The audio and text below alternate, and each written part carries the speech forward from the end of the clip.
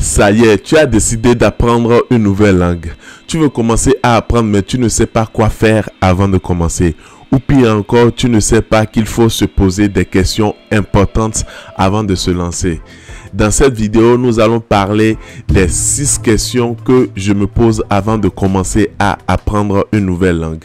Ces questions me permettent de définir un cap et de savoir exactement où je vais. Je l'ai fait avant de commencer à apprendre le chinois et je l'ai aussi fait avant de commencer à apprendre l'espagnol. Sans plus attendre, allons-y. Question numéro 1. Pourquoi je veux apprendre cette langue?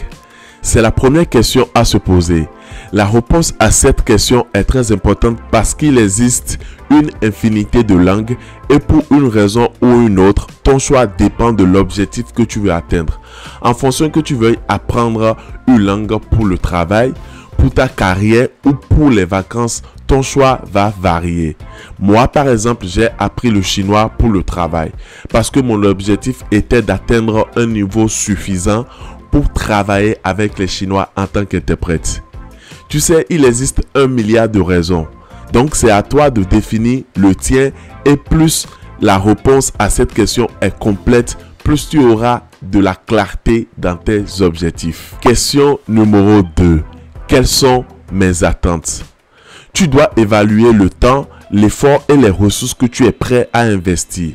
L'apprentissage d'une nouvelle langue peut être un défi, mais ce n'est qu'avec de la persévérance que tu peux y arriver. Tu dois définir tes attentes et ces attentes doivent être claires et réalistes. Si tu en veux trop, tu vas juste t'épuiser et si tu en veux très peu, tu ne vas pas atteindre ton objectif. Il faut donc de la clarté dans tes définitions. Question numéro 3. Quel est l'objectif que je veux atteindre en 1 an? Un des points les plus importants est là où tu te vois dans 1 an, dans 2 ans ou même dans 3 ans. Tu dois faire l'effort d'avoir une vision claire de ton objectif et savoir là où tu veux aller. En fonction de ton objectif, tu sauras le cap qu'il faut prendre. Si par exemple tu apprends l'anglais pour un voyage professionnel dans 6 mois, tu sais exactement pourquoi tu apprends. Et fixer ton objectif sur ces 6 mois va te permettre de savoir combien tu dois travailler. C'est pour ça que tu as besoin de répondre à ces questions pour avoir plus de clarté dans tes décisions et ne pas perdre ton temps. La question numéro 4. Combien de temps vais-je investir?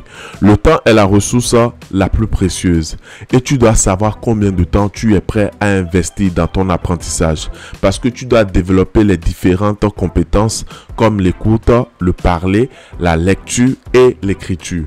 Savoir combien de temps investir par jour, par semaine ou même par mois te fera avoir une vue plus globale par rapport à ton objectif afin d'être plus réaliste dans tes prévisions. Question 5. Comment vais-je apprendre et quelles ressources vais-je utiliser? Tu dois savoir l'approche que tu veux utiliser. Si c'est le cours traditionnel ou si c'est un professeur particulier ou tout simplement si tu dois le faire en auto-apprentissage par toi-même. La question des ressources est également très importante. Est-ce que tu vas utiliser des applications ou des livres et ainsi de suite? Par exemple, moi, lorsque j'ai pris la décision de commencer à apprendre l'espagnol, j'ai choisi d'apprendre tout seul et de ne utiliser que des ressources disponibles gratuitement en ligne.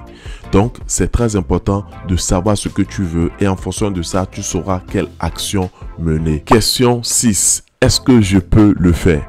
La dernière question n'est pas la plus moindre. Mais je pense que si tu as vraiment répondu à toutes les questions qu'on a abordées plus haut, tu auras exactement la réponse à ta question, si tu peux le faire ou pas.